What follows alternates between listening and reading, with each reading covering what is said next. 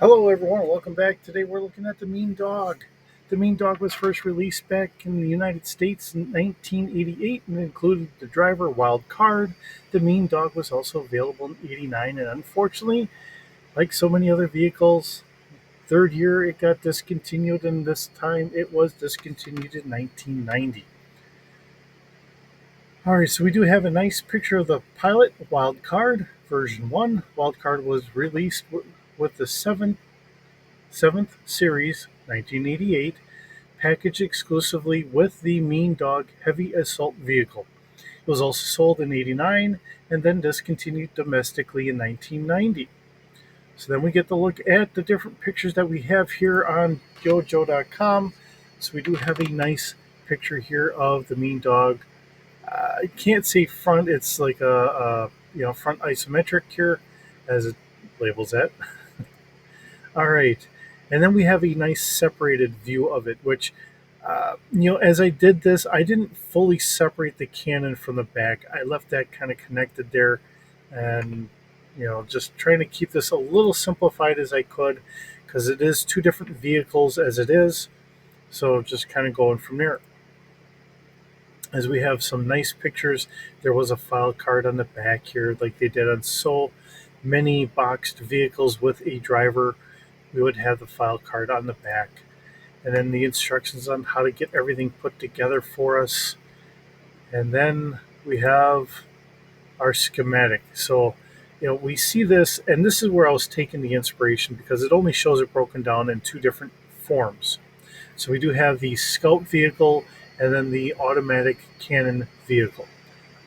So this is how I left it because this is how we have it in the schematics. Now this is to be a 20 millimeter rotating, so an automatic cannon. Now, of course, I put it into a laser type cannon or whatever, so we go from there because we're bringing it into the Star Wars universe, the G.I. Joe Star Wars universe that I have been doing here. Okay, so according to Yojo.com, there are no known variations of the Mean Dog.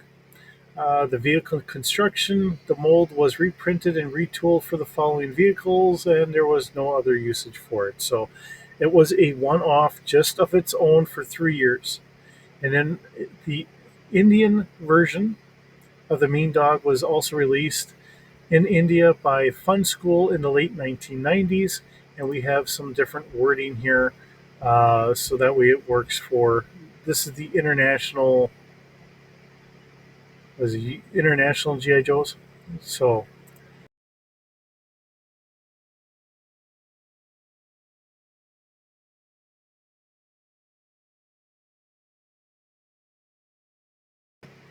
all right, so then we bring this into our kind of spreadsheet here.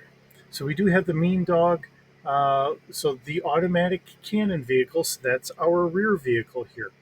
Let's see. And then we have our scout vehicle. So, I'm taking the one picture and trying to divide it up so that we get a little bit of an idea here. Let's see. So the speeder scale, roughly about 20 feet long, separate separate pieces. They're about 20 feet long each ish. They're about 35 feet together. Okay, because the rear wheels of the scout vehicle actually mesh underneath the front wheels of the heavy assault vehicle here. Okay, so for the automatic cannon vehicle, we have a crew of one, gunner of one, and we have two passengers that can stand on the very back bumper. Cargo capacity is about 80 kilograms. Just kind of throwing that out there. Cover, I'm considering that to be full. All right. We have ground altitude, maneuverability. I've said this so many times. I'm usually kind of very giving on maneuverability. So I do have a 2D for maneuverability. Speed on the Canon version is 60 miles an hour, and that takes us at 96 kilometers an hour. The wheeled vehicles, they typically go a little bit faster than we do it with the tracked. Tracked vehicles are usually a little heavier and all that.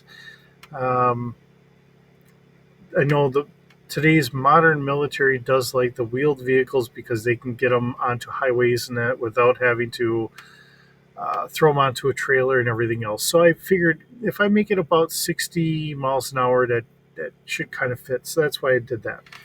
Body strength is going to be a 4D. And then we have a 5-pack concussion missile launchers. Uh, as you notice, and I said this before, I'm trying to get things a little bit more of a common missile variant. Okay, however you want to shoot it, you can shoot it. I'm just trying to stay with a common variant here, so it does mesh in a little bit better if you were to take and put this into Star Wars.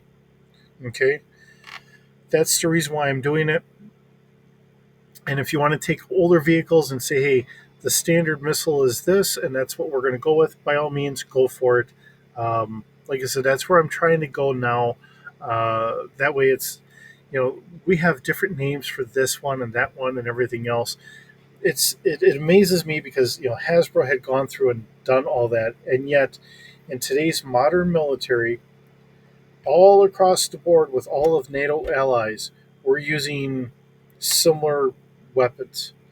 Everyone's using a 5.56 or 7.62, okay, or 20 millimeter, 25 millimeter, 30 millimeter, all that stuff. 50 caliber is whatever it is in metric. I don't know. I think it's always been called 50 cal, but you get the idea. That way, when we have a central stockpile of ammunition, it makes it easier to try and reload things. So, keeping all that in mind, that's where I'm really trying to get a little bit more with this. Now, we do have the medium laser repeating cannon. Remember, this is a multi-barrel cannon here because if you look in the picture, it looks multi-barrel, like there's about 6 barrels there, similar to what you would find on, I'll say, like the A10, something along that line. It is a turret. Speeder scale, fire control is 2D, damage is 6D. And I never did finish off with the concussion missile launcher. Has a fire control of 2D and damage of 7D. Okay, has a longer range than what I have for the repeating laser cannon. And I think that's where I'd like to keep things. The cannon, the repeating cannon here being closer range or whatever than what we're going to have for the missiles. Although I think this is getting closer to maybe wanting to have it a little bit farther out, but that's where we have it for now. Typically, and I've said this before, I don't worry a lot about the exacts on the range. Normally, I just spit it out for the guys, and then we just kind of go from there. It's a placeholder. If you need it to be different, by all means, change it. Look at some of the other ones that would be close, and that's what I typically try to do. I try to find a vehicle that's somewhat close, and I'll start it off here, and I change the things I have to change because we have to make this the vehicle that it is, not the one it was, or where I get the starting numbers from, or whatever. But then I'm trying to bounce this off of what should be here. Okay, so now when we get to our scout vehicle, so that's our front. And that was only listed as far as having, I believe, a 50 caliber machine gun on the front. So the speeder scale length is about 20 feet. Crew of 1, passengers of none. Cargo is 80 kilograms. Full coverage. Ground range maneuverability is a 2D. Now this is going to go 95 miles an hour. This is our faster vehicle. Okay. Body strength is 4D. Has a medium blaster cannon. Personnel scale, 50 caliber machine gun. Okay. Let's see. Fire control is 2D. Damage is 7D. So this is at personnel scale, not at speeder scale. It's still going to do 5D at speeder scale, but I'm just trying to keep that out there as we go through and do all of this. Now, the reason why I chose a different speed for this is if this is a scout vehicle, this is something I want to go out there and just speed across, okay?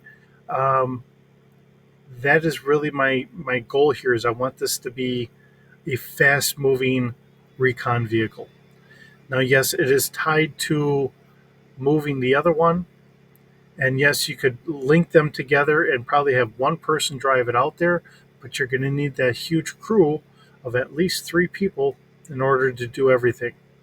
One driver is going to be able to take care of the 50 caliber machine gun in the front and then drive this out there.